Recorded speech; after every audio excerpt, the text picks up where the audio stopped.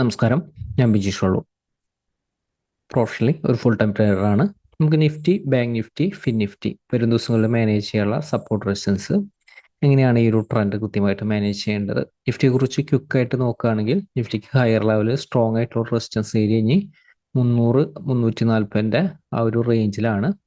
ഈ നിഫ്റ്റി 300-340 റേഞ്ചിന്റെ മുകളിലേക്ക് സസ്റ്റെയിൻ ചെയ്താലാണ് അടുത്തൊരു റെസിസ്റ്റൻസിന്റെ മുകളിലേക്ക് ഒരു ബൈസിന്റെ വെല്ല് കാണുന്നത്. അപ്പൊ വരും ദിവസങ്ങളിലായാലും നിഫ്റ്റിക്കായാലും ഹയർ ലെവല് ഇതായിരിക്കും സ്ട്രോങ് ആയിട്ടുള്ള റെസിസ്റ്റൻസ്. ഇതിന്റെ മുകളിൽ ഇൻട്രാഡേയിൽ സസ്റ്റെയിൻ ചെയ്യുന്നുണ്ടെങ്കിലും സ്ട്രോങ് ആണ്. അതായത് 340 മുകളിലാണ് സ്ട്രെങ്ത് വരിക. അപ്പൊ അതിനുശേഷമായാലും നിഫ്റ്റിയിൽ കഴിഞ്ഞ ദിവസങ്ങളിൽ നൽകിയിരിക്കുന്ന ഒരു സപ്പോർട്ട് റെസിസ്റ്റൻസ് നോക്കുക. ഇതിന്റെ മുകളിൽ നിലനിർത്തി കഴിഞ്ഞാൽ 24,300 താഴെ മാത്രമാണ് shorts and opportunity. In case open ചെയ്യുന്നത് ഗ്യാപ്പ് അപ്പ് ഓപ്പണിംഗ് ആണ്, വലിയൊരു ഗ്യാപ്പ് അപ്പ് ഓപ്പണിംഗ് ആണ്. 24,250 റെസിസ്റ്റൻസിന്റെ താഴെയാണെങ്കിൽ ഷോർട്ട്സ് ആൻഡ് ഓപ്പർച്യൂണിറ്റിക്കാണ് കൂടുതൽ ഇമ്പോർട്ടൻസ് നൽകേണ്ടത്. ചെറിയ ടൈം ഫ്രെയിലോ വലിയ ടൈം ഫ്രെയിലോ ഷോർട്ട്സ് ആൻഡ് ഓപ്പർച്യൂണിറ്റി കിട്ടിയ യൂട്ടിലൈസ് ചെയ്യാം. 24,195 നല്ലൊരു സപ്പോർട്ടാണ്. 180 ഹോൾഡ് ചെയ്തുകൊണ്ട് 195 മുകളിലേക്ക് സസ്റ്റെയിൻ ചെയ്താൽ ബൈർ ഓപ്പർച്യൂണിറ്റി യൂട്ടിലൈസ് ചെയ്യാം. ഈ ഒരു ലെവലിൽ ഷോർട്ട്സ് ആൻഡ് ഒരു ഓപ്പർച്യൂണിറ്റി യൂട്ടിലൈസ് ചെയ്യേണ്ടത് 24,180 താഴെ മാത്രം പ്രത്യേകം ശ്രദ്ധിക്കുക. ഇതിന്റെ താഴെയാണ് weakness. In case gap up opening ആണ് 24,180 താഴെയാണെങ്കിൽ ഷോർട്ട്സ് എല്ലാം മാത്രം ഇമ്പോർട്ടൻസ് നൽകുക. ബൈക്ക് കൂടുതൽ ഇമ്പോർട്ടൻസ് നൽകണമെങ്കിൽ 24,195 മുകളിലേക്ക് സസ്റ്റെയിൻ ചെയ്യണം. അതിനുശേഷമായാലും നിഫ്റ്റിയിൽ ഈ ഒരു രണ്ട് സപ്പോർട്ട് 24,100 125 ഈ ഒരു സപ്പോർട്ട് ഹോൾഡ് ചെയ്തുകൊണ്ട് 125 മുകളിലേക്ക് സസ്റ്റെയിൻ ചെയ്യണം. ഷോർട്ട്സ് ആൻഡ് ഒരു ഓപ്പർച്യൂണിറ്റി ആയാലും ഇതിന്റെ താഴെ യൂട്ടിലൈസ് ചെയ്യാം. പക്ഷേ ഈ ഒരു സപ്പോർട്ട് ഹോൾഡ് ചെയ്യുന്നുണ്ടോ നോക്കണം. 24,080 സപ്പോർട്ടായിട്ട് കാണുന്നുണ്ട്. ഇപ്പൊ തൊട്ടടുത്തൊരു സപ്പോർട്ട് നൽകുന്നുണ്ട്. പക്ഷെ വരും ദിവസങ്ങളിലായാലും ഈ ഒരു സപ്പോർട്ട് സസ്റ്റെയിൻ ചെയ്യുന്നുണ്ടോ എന്ന് ശ്രദ്ധിക്കുക. എനിക്ക് ഓപ്പൺ ചെയ്യുന്നത് ഗ്യാപ് ഡൗൺ ഓപ്പണിംഗ് ആണ്. ഈ ഒരു സപ്പോർട്ടിന്റെ താഴെയാണെങ്കിൽ ചെറിയ ടൈം വരെ ഷോർട്ട്സ് ആൻഡ് ഓപ്പർച്യൂണിറ്റി യൂട്ടിലൈസ് ചെയ്യുക. ക്വിക്ക് ആയിട്ടുള്ള ഒരു ഫാള് മാർക്കറ്റിൽ കിട്ടും. 24,020 ആണ് സപ്പോർട്ട്. 24,020 വിട്ട് കഴിഞ്ഞാൽ 24,975 ആണ് സപ്പോർട്ട് വരുന്നത്. അതിനുശേഷം 24,800 അടുത്താണ് സപ്പോർട്ട് വരുന്നത്. കഴിഞ്ഞ ദിവസങ്ങളിൽ പറഞ്ഞിരിക്കുന്ന ഒരു സപ്പോർട്ടുകൾ 800 അടുത്ത് കുറച്ച് സ്ട്രോങ് ആയിട്ടുള്ള ഒരു സപ്പോർട്ടാണ് വരുന്നത്. അതുപോലെ തന്നെ നിഫ്റ്റി ഓപ്പൺ ചെയ്യുന്ന ഈ ഒരു സപ്പോർട്ട് ലെവലാണ് 24,080 സപ്പോർട്ട് ലെവലാണെങ്കിൽ ബൈർ ഓപ്പർച്യൂണിറ്റി യൂട്ടിലൈസ് ചെയ്യണമെങ്കിൽ 24,100 മുകളിലേക്ക് ഒരു ക്യാൻഡിൽ ക്ലോസ് ചെയ്താൽ ബൈർ ഓപ്പർച്യൂണിറ്റി യൂട്ടിലൈസ് ചെയ്യാം. അപ്പോൾ നിഫ്റ്റി ഇത്തരം സപ്പോർട്ട് അനുസരിച്ച് മാനേജ് ചെയ്യുക. എക്സാക്റ്റ് ആയിട്ടുള്ള ട്രെൻഡിൽ നിലനിർത്താനായിട്ട് സാധിക്കും. നമുക്ക് ബാങ്ക് നിഫ്റ്റി നമുക്ക് നോക്കാം. ബാങ്ക് നിഫ്റ്റി, ഫിൻ നിഫ്റ്റി നമുക്ക് എങ്ങനെയാണ് മാനേജ് ചെയ്യേണ്ടത്.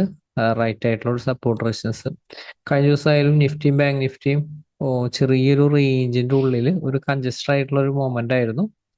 ഓപ്പണിംഗ് തന്നെ ശ്രദ്ധിക്കുക. സപ്പോർട്ടിന്റെ ഒരു താഴെയാണ്. സെല്ലിന് മാത്രമാണ് ഇമ്പോർട്ടൻസ് നൽകേണ്ടത്. 740 ഈ രണ്ട് റേഞ്ചിന്റെ ഇടയിൽ കുറച്ചൊരു കൺജസ്റ്റഡ് ആയിട്ടുള്ള ഒരു മൊമെന്റ് ആയിരുന്നു ബാങ്ക് നിഫ്റ്റി നിലനിർത്തിയിരുന്നത്. അപ്പോൾ ബാങ്ക് നിഫ്റ്റിനെ നമുക്ക് വരും ദിവസങ്ങളിൽ മാനേജ് ചെയ്യാനുള്ള റൈറ്റ് സപ്പോർട്ട് നമുക്ക് നോക്കാം.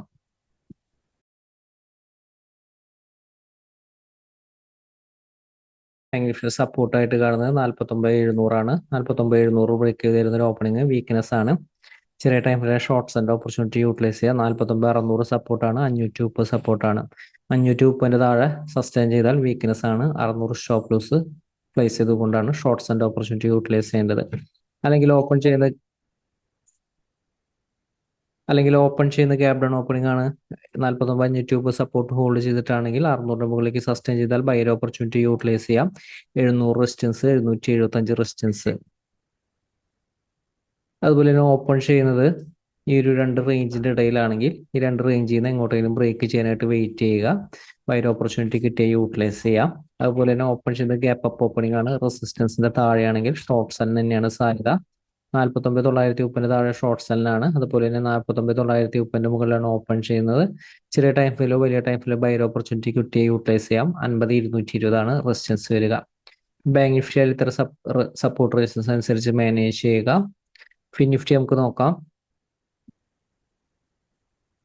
വരും ദിവസങ്ങളായാലും ഫിൻ നിഫ്റ്റിനെ മാനേജ് ചെയ്യാനായിട്ട് ഈ സപ്പോർട്ട് റെസിസ്റ്റൻസ് ഫോളോ ചെയ്യുക. 22,580 സപ്പോർട്ടാണ്. 580 താഴെ ഒരു ഓപ്പണിംഗ്. അതിനുശേഷം ചെറിയ ടൈം ഫ്രെയിമിലെ ഷോർട്ട്സ് ആൻഡ് ഓപ്പർച്യൂണിറ്റി കിട്ടി കഴിഞ്ഞാൽ യൂട്ടിലൈസ് ചെയ്യാവുന്നതാണ്. ലോവർ ലെവൽ സപ്പോർട്ട് 520, 480 ആണ് സപ്പോർട്ട് വരുന്നത്. ഈ ഒരു സപ്പോർട്ട് ഹോൾഡ് ചെയ്തുകൊണ്ട് 480 ഹോൾഡ് ചെയ്തുകൊണ്ട് 520 മുകളിലേക്ക് സസ്റ്റെയിൻ ചെയ്യുമ്പോഴാണ് ബൈർ ഓപ്പർച്യൂണിറ്റി യൂട്ടിലൈസ് ചെയ്യേണ്ടത്. നിഫ്റ്റിയുടെ താഴെ ഷോർട്ട്സ് ആൻഡ് ഓപ്പർച്യൂണിറ്റി യൂട്ടിലൈസ് ചെയ്യരുത്. 480 താഴെയാണ്. 480 താഴെ ഓപ്പൺ ചെയ്താൽ ചെറിയ ടൈമിലെ ഷോർട്ട്സ് ആൻഡ് ഓപ്പർച്യൂണിറ്റിയാണ് സാധ്യത.